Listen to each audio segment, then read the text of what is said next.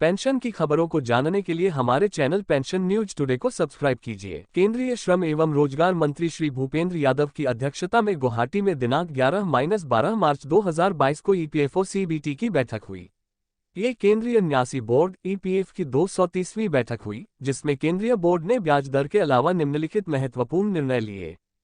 EPFO 230th meeting of CBT highlights 2022। Board ने EPFO द्वारा प्रबंधित योजनाओं के लिए वर्ष 2020-21 के संशोधित अनुमानों और वर्ष 2022-23 के बजट अनुमानों को भी मंजूरी दी।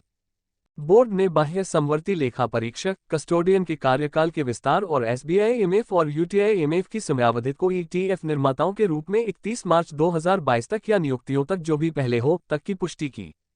बोर्ड ने पीएफ की ब्याज दरों में कटौती करते हुए वित्त वर्ष 2021-22 के लिए 8.10% ब्याज दर की घोषणा की।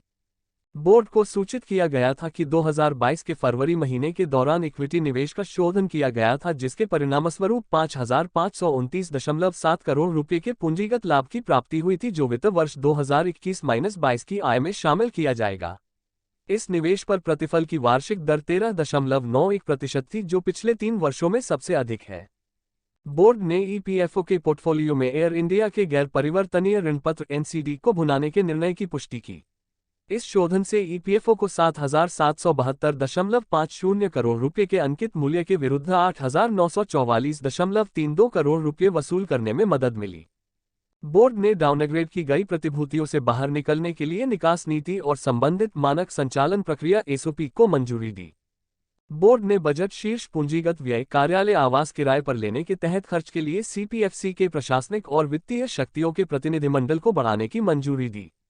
बोर्ड ने एचआर प्रतिष्ठानों की तदर्थ समिति की सिफारिशों को मंजूरी दे दी। डाइन कैडर अर्थात समाप्त किए जाने वाले संवर्गों को प्रोन्नति प्रदान करने का मार्ग प्रशस्त करते हुए समूह बी और सी संवर्गों में रिक्तियों को समयबद्ध तरीके से भरने, आयुक्त संवर्ग के लिए स्थानांतरण नीति और प्रशिक्षण नीति तथा ईपीएफओ की क्षमता निर्माण योजना को मंजूरी दी गई।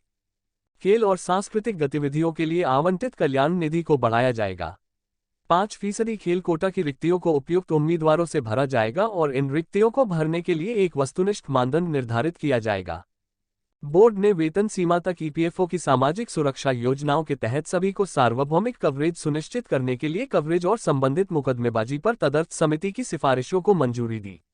बोर्ड गिग और प्लेटफॉर्म वर्कर्स के लिए सामाजिक सुरक्षा कवरेज का विस्तार करने पर भी सहमत हुआ। बोर्ड ने तदर्थ आईटी और संचार की सिफारिशों को बुनियादी ढांचे, अनुप्रयोगों, क्षमता निर्माण, व्यावसायिक प्रक्रियाओं को आगे बढ़ाने और शासन तंत्र की स्थापना के लिए अनुमोदित किया। सीबीटी बोर्ड ने पेंशन सुधारों की तदर्थ समिति की सिफारिशों को मंजूरी दे दी ताकि ईपीएस 95 से लाभ बढ़ाने के लिए संभावित उपायों का सुझाव देने के लिए पेंशन और सामाजिक सुरक्षा के क्षेत्र में विशेषज्ञों का एक टास्क फोर्स गठित किया जा सके। इस टास्क फोर्स में पीएफआरडीए, एलआईसी, वीवीजीएनएलआई के सदस्य, 2 स्वतंत्र बीमांकक, कुछ प्रतिष्ठित निवेश फर्मों, म्यूचुअल फंड कंपनियों के मुख्य निवेश अधिकारी, वित्तीय या कोई अन्य विशेषज्ञ शामिल होंगे। श्रम मंत्री भूपेंद्र यादव ने कहा कि अंतर्राष्ट्रीय परिस्थिति और इक्विटी बाजार को ध्यान में रखते हुए ये निर्णय लिया है कि अब पीएफ खाताधारकों को मिलने वाले ब्याज की दर में पहले की अपेक्षा 0.40% की कटौती की जाती है और सीबीटी की बैठक में वित्त वर्ष 2021-22 के लिए 8.10% ब्याज दिया जाएगा।